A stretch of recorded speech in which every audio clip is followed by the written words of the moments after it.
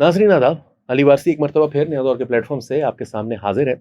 आज मैं बात करना चाह रहा हूँ शहबाज़ शरीफ़ साहब का जो ईरान का विज़िट था, जो कि मेरा ख़्याल है कि बहुत ही सिग्निफ़िकेंस का हामिल है। अभी वो ट्राइलेटरल जो एक समिट है पाकिस्तान, तुर्की और अज़रबैजान के दरमियान, उसके लिए अज़रबैजान में मौजूद हैं।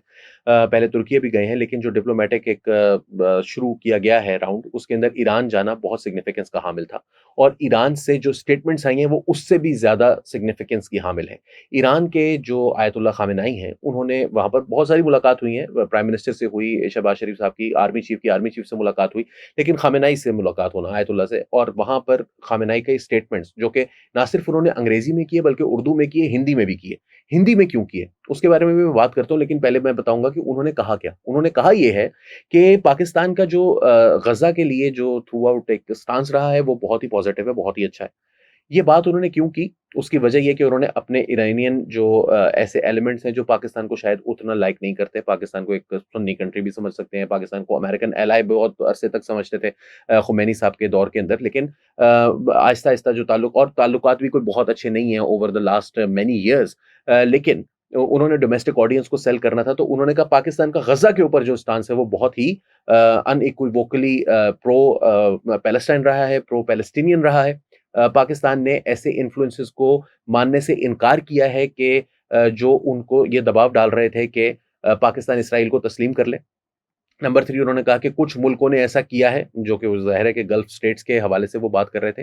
तो ये तीनों चीज़ों को उन्होंने जिन अल्फ़ाज़ में इनको काउच किया, ये बहुत ही एक अहमियत का हामिल है और उन्होंने जिस तरह से इसको सेल किया है अपने अवाम को और इंटरनेशनली एक पैगाम गया है कि पाकिस्तान के साथ अब दूसरी चीज़ आ जाती है, वो ये आती है कि उन्होंने हिंदी में भी ट्वीट्स की और मैंने एक स्क्रीनशॉट देखा है, मुझे नहीं पता कि वो ईरान इन इंडिया जो अकाउंट है, जो कि ईरानियन एम्बेसी का है इंडिया के अंदर वो मुझे नहीं पता कि वहाँ से वाक़ई ट्वीट हुई थी या नहीं हुई थी, लेकिन उससे भी एक तस्वीर ट्वीट हुई है गालिबन क्योंकि स्क्रीनशॉट मौजूद है और शायद बाद में डिलीट हो गई क्योंकि उनके अकाउंट पर मुझे बाद में नज़र नहीं आई, जिसमें शहबाज़ शरीफ साहब जो हैं वो आयतुल्लाह ख़ामेनी से मुलाकात कर रहे हैं और उधर लिखा हुआ है कि आयतुल्लाह ख़ामेनी की प्राइम मिनिस्टर पाकिस्तान के शहबाज़ शरीफ से मुलाकात हुई है। अब उसके अलावा लेकिन उधर से हिंदी में ट्वीट्स हुई हैं, जो ये सारी बातें इंग्लिश में उन्होंने लिखी, उर्दू में भी लिखी, हिंदी में भी लिखी और हिंदी वाली जो बातें थी वो वहाँ से ईरान इन इंडिया से भी ट्वीट हुई। शहबाज़ शरीफ साहब ने इस हवाले से जो ट्वीट की है वो भी बहुत सिग्निफिकेंट है। उन्होंने ये लिखा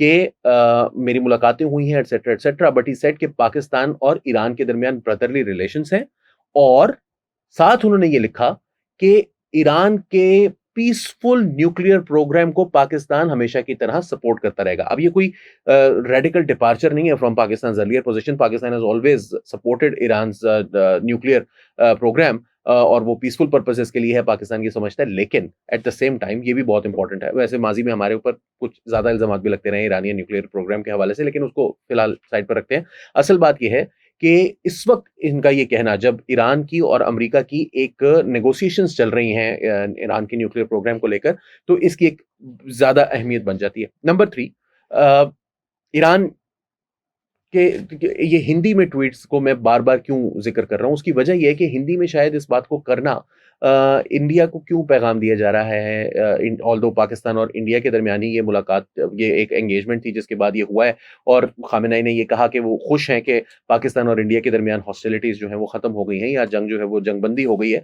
लेकिन मेरा ये ख़्याल है कि गौरव आर्या ने जो स्टेटमेंट दी जिसके अंदर उन्होंने ईरान के प्राइम मिनिस्टर जो कि इंडिया गए थे या फ़ॉरेन मिनिस्टर थे जिन्होंने जाकर वहाँ पर बातचीत की और हॉस्टिलिटीज़ को नीचे रखने के लिए और पाकिस्तान और इंडिया के दरमियान लड़ाई ना होने के लिए अपने डिप्लोमैटिक क्लाउड को यूज़ करने की कोशिश की। तो उन्होंने उस तस्वीर को दिखाया, पॉज़ किया और कहा ये सूअर का बच्चा, ये ईरान के फ़ॉरेन मिनिस्टर के बारे में ये बंदा बात कर रहा है मतलब शर्म से आरी गौरव आरी उन्होंने कहा कि ये सूअर का बच्चा फिर उसके बाद उन्होंने पॉज़ किया, फिर उन्होंने लिखा पिग पी-आई-जी उसके ऊपर लिखा और फिर उन्होंने कहा पिग, ये पिग इसको इंडिया तब आना चाहिए था जब पहलगाम हुआ था, अब आने की कोई ज़रूरत नहीं थी। ये बात जो है वो उस वक़्त भी इरानियन एम्बेसी ने इसके ऊपर रिएक्ट किया था, लेकिन अब ये बहुत एक अहमियत मुझे लगता है कि इसकी एक अहमियत है और Iran is pissed off with the Indian government and it's जो प्रोपेगेंडिस्ट्स जो कि टीवी पर बैठकर बेपर की हाँकते हैं।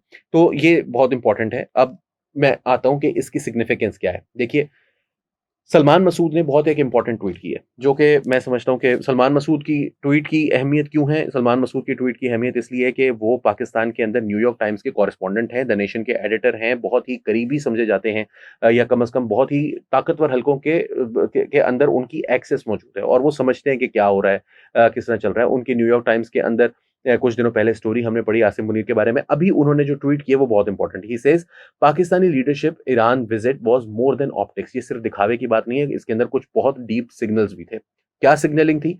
ईरान के लिए क्या सिग्नलिंग थी? उन्होंने कहा let's calm the border, and the missile tit for tat and turn friction into trade.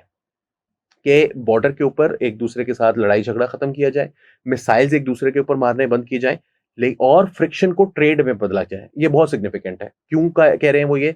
This is something क्योंकि पाकिस्तान के ऊपर, आपको पता है, ईरान के ऊपर सैंक्शंस है अमेरिका की तरफ से लगाई गई। ये बहुत इंपॉर्टेंट बात है कि पाकिस्तान ईरान के साथ क्या कर सकता है, ट्रेड कर सकता है या नहीं कर सकता। To Gulf and US, Gulf और यूएस के लिए क्या है सिग्नलिंग है? We talk to both Riyadh and Tehran, we are a bridge not a pawn. हम रियाज और तेहरान दोनों से बात करते हैं, यानी सऊदी अरबिया और ईरान से। हम एक पुल हैं, हम एक प्यादा नहीं है, आपके गुलाम नहीं है। और इंडिया के लिए मैसेज था, your lobbying hasn't isolated us.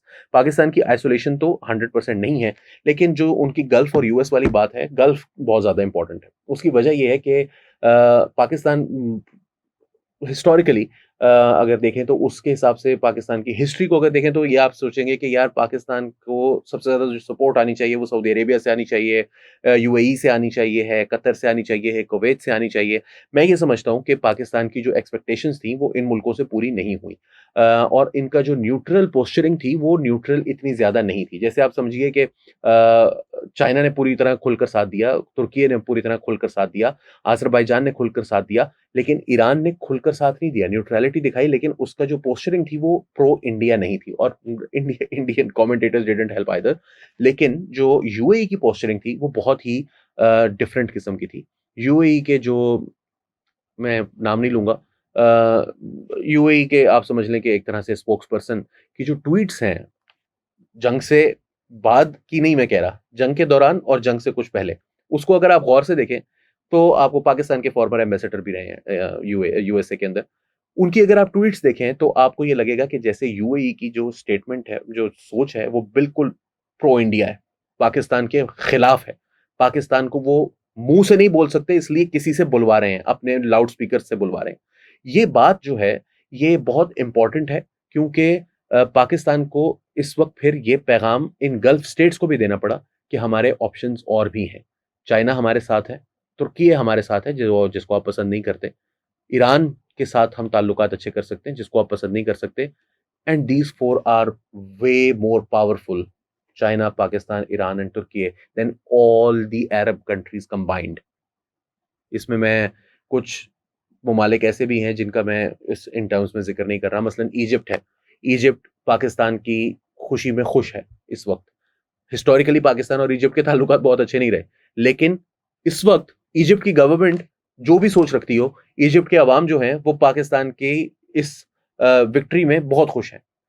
Saudi Arabia से हमें इस तरह के कोई पैगाम नहीं मिले, हमें कुवैत से इस तरह के कोई पैगाम नहीं मिले, हमें यूएई से इस तरह के कोई पैगाम नहीं मिले। और कतर के हवाले से मैं खासतौर पर कहूंगा कि टीआरटी वर्ल्ड की आप जो कवरेज है वो देखिए, और फिर अल जजीरा इंग्लिश की कवरेज देखिए इस पूरी वॉर की, तो आपको ऐसा लगेगा कि जैसे टीआरटी वर्ल्ड जो कि टर्की का है और एक इंग्लिश चैनल है और एक इंटरनेशनल ग्लोबल उसकी आउटरीच है, उसकी अगर आप देखें पाकिस्तान के हवाले से क्या पॉलिसी रही है, और कतर के अल जजीरा इंग्लिश की जो कि उनका स्टेट मीडिया है, उन दोनों की पॉलिसीज को अगर आप कंपेयर करें, उनकी जो एडिटोरियल पॉलिसीज है उसको कंपेयर करें, they are not very pro India, Al Jazeera English, but they are not very in favour of Pakistan either. वो पाकिस्तान को ट्रीट ऐसे करते हैं जैसे हम अरबी नहीं है। मैं इससे ज्यादा आसान अल्फाज में नहीं बयान कर सकता था कि उनके लिए ये एक लो हैंगिंग फ्रूट है। वो सऊदी अरेबिया को क्रिटिसाइज नहीं कर सकते बहुत सालों से, क्योंकि सऊदी अरेबिया ने बंद कर दिया था उनका अपने मुल्क के अंदर। अमेरिका को क्रिटिसाइज नहीं कर सकते बेचारे, वो फलस्तीन के ऊपर बढ़ चढ़कर बोलते हैं। तो पाकिस्तान उनको एक लो हैंगिंग, ईरान के खिलाफ नहीं बोलते क्योंकि कतर के बड़े अच्छे ताल्लुकात हैं उनसे, तुर्की के खिलाफ नहीं बोल सकते, तो पाकिस्तान उनके लिए एक लो हैंगिंग फ्रूट है कि कोई बात नहीं जी। और उसके अंदर हमारे इमरान खान साहब की भी कुछ किरदार रहा है, जो उन्होंने एलएनजी डील खराब की जो पीएमएलएन के दौर में हुई थी, और कतर को जो है वो पाकिस्तान के साथ एक बड़े करीबी ताल्लुक के अंदर हम जोड़ लेते, मगर हमारी हमारी एस्टेब्लिशमेंट को उस वक़्त कुछ और जो है वो सूझी हुई थी मज़े-मज़े की, तो हम उसको भी ब्लेम कर सकते हैं। लेकिन इस वक़्त फिंगर पॉइंटिंग से हटकर बात ये है कि ये जो इनके किरदार थे, इसकी वजह से इंतहाई जो है वो पाकिस्तान के दिमागों में भी, पाकिस्तान के जो पॉलिसी मेकर्स हैं, उनके दिमाग में भी ये बात आई है कि कौन हमारा ज़्यादा सगा है, कौन नहीं है।